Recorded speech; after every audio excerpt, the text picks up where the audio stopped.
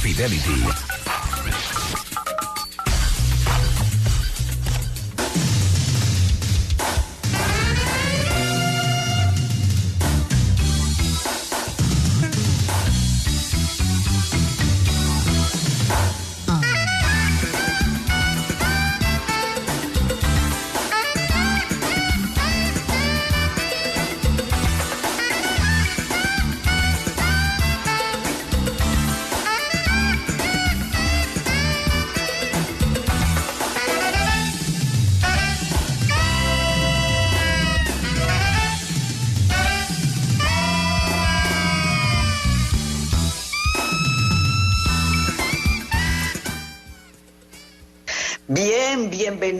Bienvenida Liliana Rodríguez Álvarez, sus finanzas con café, y un tema que debemos discutirlo como en marzo, antes de Semana Santa, la hipótesis de José Antonio Plasencia, el control estrella, parte de este programa desde el año Cuchumil, o desde hace 8.000 años, que él dice que estos fines de semana largos, son muy buenos para reflexión, para estar con la familia, pero que el bolsillo se resiente.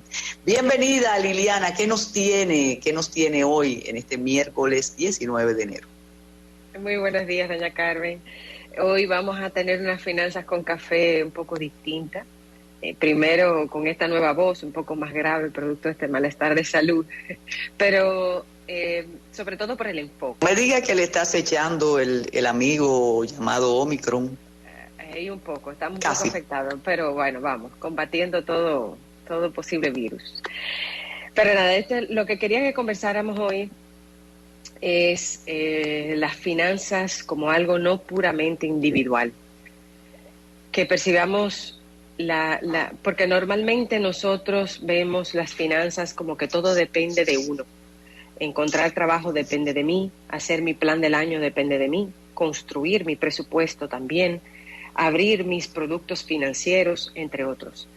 Lo que yo propongo hoy es algo distinto, quizás no muy típico en las finanzas, pero es verla desde otra dimensión.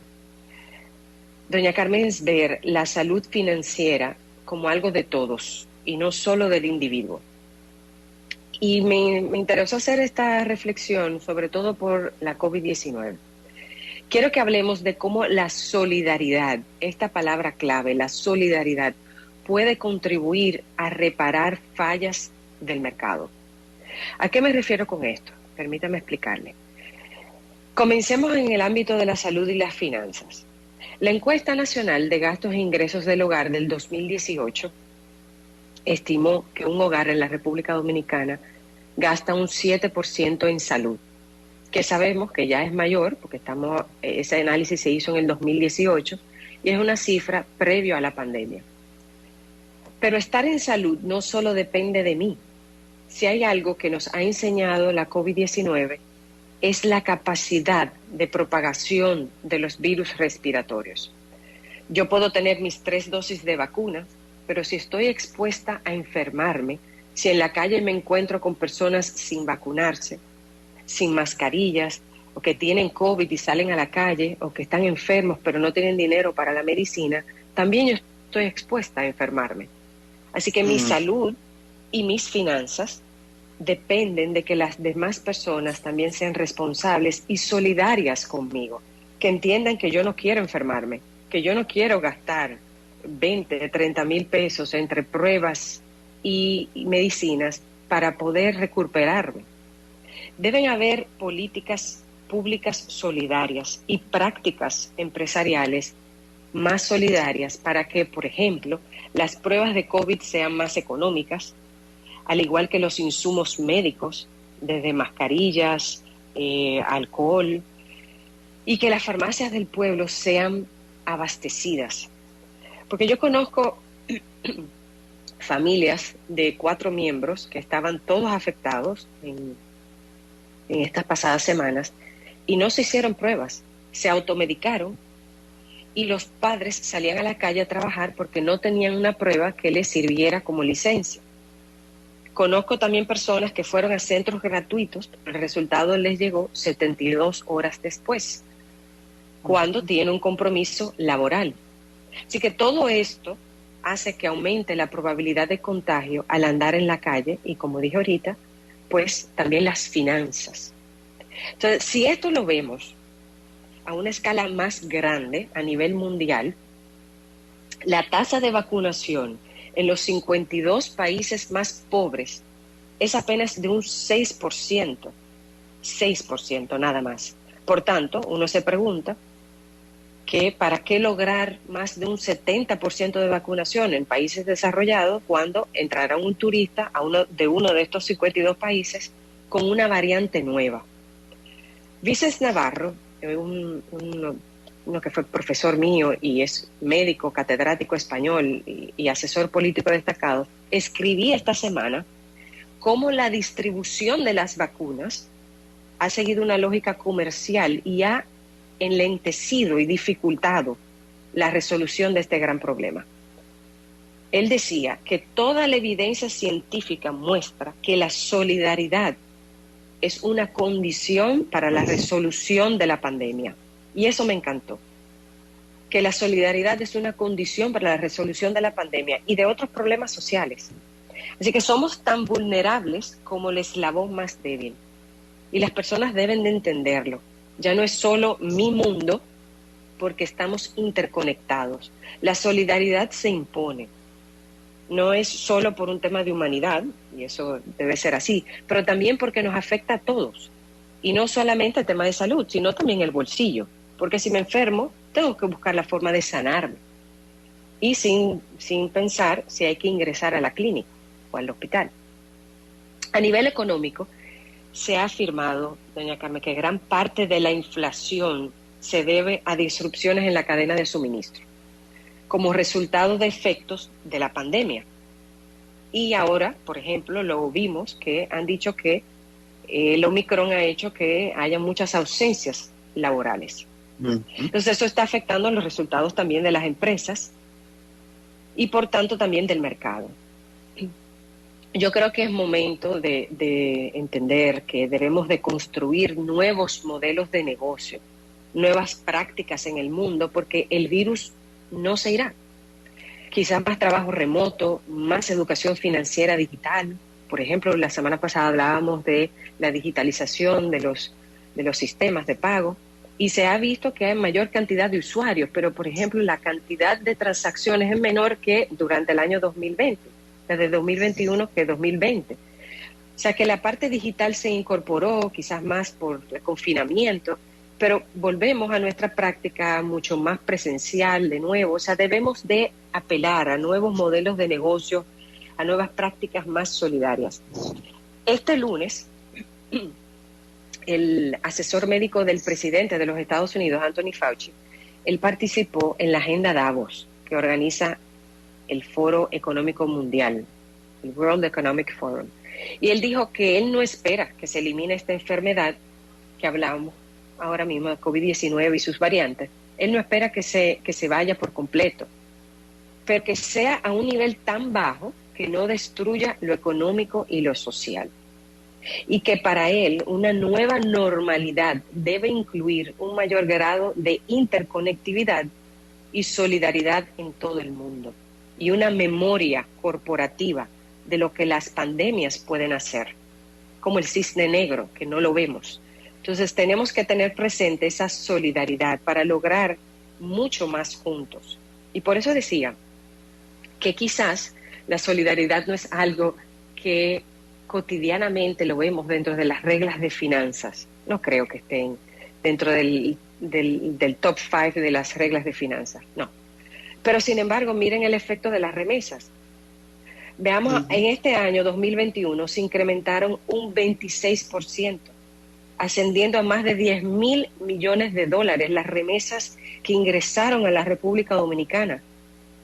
Estos son familiares de Estados Unidos y de Europa que fueron solidarios con su gente aquí en República Dominicana, que ayudaron a suavizar el impacto del aumento de los precios.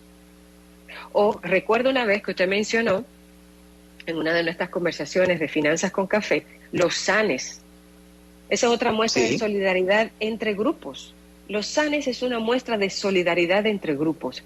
De acuerdo con la Encuesta Nacional de Inclusión Financiera, el 12.1% de los dominicanos que ahorran lo logran hacer a través del uso de SANES organizados en centros laborales o en comunidades. Y también eso invita a una reflexión del por qué también eso se hace, la facilidad de que con personas cercanas, con quien yo confío, que no tengo que hacer filas, que lo tengo inmediato, ¿no? Eso es una muestra de solidaridad que hay entre grupos. Pero también, y ahí también hay muchas personas que son defensores del medio ambiente y de la naturaleza, y esa solidaridad con el medio ambiente lleva también a tener una vida minimalista y frugal, de reciclaje.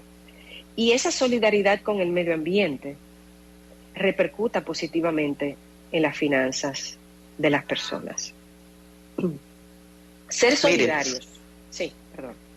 Eso ahí están comentando y haciendo una ligazón con todo lo que ha expuesto durante este tiempo Mari Mora Ramis en su diván. Uno de los comentarios más contundentes ahora, eso que dice Liliana es absolutamente cierto, pero no existe en ninguna parte del mundo. Ojalá se hiciera, porque usted está hablando de solidaridad, pero con unas consecuencias para las finanzas, para la economía y para la convivencia planetaria. No es porque te quiero, como yo digo del servicio médico en los países industrializados, usted que tiene una parte provinciana en su existencia, no es porque yo te voy a mandar un dulce de naranja después que usted me opere o me diagnostique, sino porque te van a demandar si tú no me cumples como médico. Entonces, aquí debemos entender, y con la contundencia que usted lo está diciendo, y todo esto que ha pasado con Djokovic y todo lo que vemos en la calle, Liliana Rodríguez Álvarez, cuando tú ves en la misma fila del banco, esas instituciones financieras de las que usted habla muy bien y quiere que sigan progresando, y tú ves una persona de más de 70 años sin mascarilla y el argumento que te dice, no, yo tengo 3 dosis. Y no le importa que te afecte, y en la medida que hay más afectados, aunque esto sea la maravilla que no vamos a morir porque tenemos 16 vacunas, pero la economía se resiente, y usted acaba de mencionar el ausentismo en las empresas, el ausentismo laboral. Entonces, ¿cómo podemos hablar, así como Finanzas con Café, de solidaridad con repercusiones financieras y económicas, políticas? Sí, totalmente de acuerdo. Y mencionó, por ejemplo, el caso de Djokovic. Eso es un ejemplo que se dio a conocer a nivel mundial, y que salió en la prensa. Pero también yo, lo que decía ahorita también, muchas personas que decidieron, familias enteras afectadas, que decidieron no ir tampoco a hacerse las pruebas porque decían, yo voy a ir a hacer una fila, a durar horas una fila, con personas que lo más probable estén afectadas, y puede ser que yo no lo tenga, pero ya estaré en un ambiente donde pueda estar afectado. O sea, los servicios tienen que cambiar, tienen que repensarse para ser más solidarios. Eso que decía también de los servicios financieros, por supuesto, tenemos instituciones que han sido premiadas a nivel internacional, y hay que sentirse agradecidos en el sentido de que también esas inversiones privadas han permitido mayor desarrollo en el país. Pero también hay que propiciar no solamente regulación e inversión privada que continúe para que los servicios financieros sean más accesibles a los que menos tienen. Porque yo sí conozco que aunque estén ahí y aunque existan, como por ejemplo el Internet Banking, quizás un 20% accede a estos servicios de manera continua y que los utilizan porque no saben muy bien cómo hacerlo. Pero también las infraestructuras, la forma en que están diseñadas, también deben quizás repensarse para los que menos tienen. O sea, para abrir una cuenta de ahorros, para obtener préstamos, para muchos les es muy difícil, porque no tienen los requisitos. Y por eso hay entidades especializadas en microfinanzas, porque también entienden la realidad de las micro y pequeñas empresas. Son bastante entre el sector de las cooperativas, organizaciones sin fines de lucro, pero también bancos de ahorro y crédito y uno que otro banco múltiple, pero no es suficiente. O sea, por ejemplo, las micro y pequeñas empresas, el 71% de ellas vio sus ingresos sustancialmente afectados. La Red Centroamericana de Microfinanzas ofreció ese dato, de que producto de la pandemia sus ingresos fueron afectados y por tanto todavía ellos están evitando caer en bancarrota, y con aumento de precios y posibles aumentos en tasas de interés en este año 2022, tenemos que ser solidarios con ellos, no solamente nosotros como consumidores, pero también con los servicios financieros que se le prestan a estas entidades. Muchas veces le piden a estas micro y pequeñas empresas estados financieros consolidados. No podemos requerirle estados financieros auditados de una micro o pequeña empresa que apenas tiene para llevar sus números en una mascota o en un Excel, porque está en el sector informal.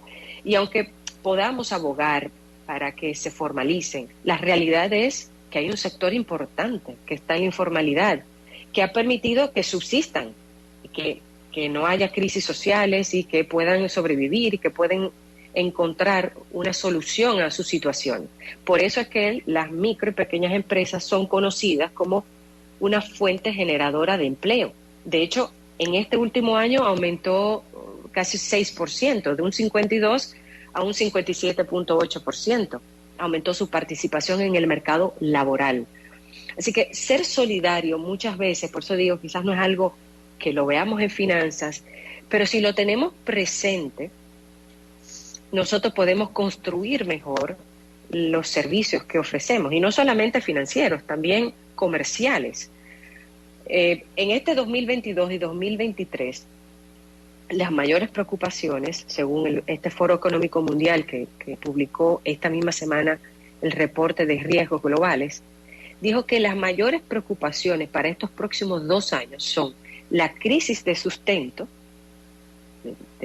familiar, erosión de la cohesión social por el aumento de la desigualdad y el deterioro de la salud mental. Así que cualquier acto, medida o política que tenga como base la solidaridad será de mayor beneficio para todos, para todos. Por eso decía que me encantó que Fauci dijera que la nueva normalidad es mayor interconectividad y solidaridad. Vivimos en un mundo global y por eso la pandemia de ahora afecta muchísimo más que quizás la fiebre española de hace 100 años, porque estamos más interconectados, y por eso también tenemos que verlo. Al estar interconectados no podemos pensar solamente en uno, tenemos que pensarlo también en todos, en la colectividad. Y las finanzas se afectan, o sea, mi bolsillo se afecta también, y por eso comencé hablando de la salud, porque los que más no ha afectado desde diciembre de 2019. Así que ese era el mensaje que... Y tenemos más para perder también que en la época de la fiebre española, oiga eso, es así. Sí, y de hecho la fiebre española se llama fiebre española porque se transparentó, se dio a conocer cuando le dio al rey. Pero ya en ese momento se supo que habían casos, se conocían de otros casos previos a eso. Se le etiquetó y se le puso como fiebre española porque ahí fue que se transparentó. Pero ya habían casos previos a ello. Por eso que dicen también que la pandemia tiene un carácter xenofóbico. Por eso Trump, por ejemplo, le llamaba que esa era el virus. Lo de los chinos, sí. Sí, correcto. Mire, y hay un detalle, siempre una conversación trae otras reflexiones. Cuando hablaba de las pequeñas y medianas empresas y de los financiamientos para las personas que nada tienen, óigame, difícil, porque esas personas se llevan de las ofertas publicitarias de algunas instituciones, y cuando van a buscar un préstamo, no pueden, los argumentos de vida que tienen no les permite acceder a los fondos. Eso pasa mucho con las personas de servicio doméstico, que quieren hacer algún arreglo. Por eso toda esta economía informal de SANES, de préstamos en la calle con aquellos intereses extraordinarios, que la institución te va a pedir un aval de tus ingresos, y no tienes ingresos, tienes la responsabilidad que vendiendo en la esquina te va a permitir solventar las mensualidades. Eso es un tema que deberíamos tratar en algún momento. Y eso que usted decía también del tema de que cuando acceden entonces a unos recursos, o sea, a un préstamo o adquieren un equipo porque vieron ofertas, no saben cuál es el precio real o la tasa de interés real, porque es que te van agregando costos. Entonces, como no tienen la formación o la educación, no le han explicado qué significa, entonces no saben cuál es su tasa de interés real o efectiva. Y afecta a su bolsillo, pero además, algunas veces nos hacen cobros que no corresponden, o en la tarjeta de crédito, o en cuentas de ahorro, o no me aplicaron algo como debía de hacer. Lo que se debe de hacer es ir al banco, hacer fila, esperar un turno para servicio al cliente, para yo hacer mi reclamo, o sea, hago una reclamación. Pero eso conlleva tiempo también. Entonces, aquellos que están en el quintil 1 y quintil 2 tienen que pedir permiso en su trabajo, que algunas veces no es comprendido o no se lo dan. Entonces, no puede ir al banco para hacer esa fila y hacerlo. Quizás decimos, bueno, que lo haga el fin de semana. Pero en esta situación, los fines de semana no encontramos todos los bancos llenos. Cerrados, sí, o llenos más bien. Llenos o horario más restringido. Entonces, en cambio, dependiendo de si está en quintil 3 o 4, quizás conocemos nuestro oficial de cuentas y puede ayudarnos en ese sentido. Así que por eso digo que también tomemos en cuenta de que a la hora de construir estos servicios hay ciertos aspectos que no solo es el acceso. Accedió a una cuenta de ahorro y bueno, el 54% se estima que es el acceso a que tenga una cuenta de ahorro cada persona en el país, pero lo utiliza o lo abrió y la dejó ahí la cuenta y no la ha vuelto a utilizar en 6 meses. Pero si la tiene, le están haciendo esos cargos, ¿cómo puede reclamar? Necesita esas orientaciones y por eso hay que hacer que los servicios sean más solidarios, no solo, vuelvo a decir, el sistema financiero, sino también en el sector comercial, para todos, porque al final va a tener un mayor impacto. Si yo lo gasto menos en salud, puedo gastarlo en otras cosas y afecto menos a quienes me rodean, ¿no? Excelente tema, Liliana, y sé que vamos a reflexionar acerca de esa solidaridad necesaria, solidaridad económica, financiera, política, que por cierto, eso está ausente de todos los discursos de los políticos, de los médicos, de los economistas. Así que nos lo deja de tarea. Muchísimas gracias, Liliana, y espera el cine, que ahora en esa situación que usted está como de cuidado, salud, tiene que ver películas recomendadas por Isidro. Y me llevo mucho de Isidro, ya le he escrito a él, así que... Sí, pero qué bien, qué bien. Un abrazo, Liliana. Otro para usted. Gracias. Ya regresa el Matutino Alternativo.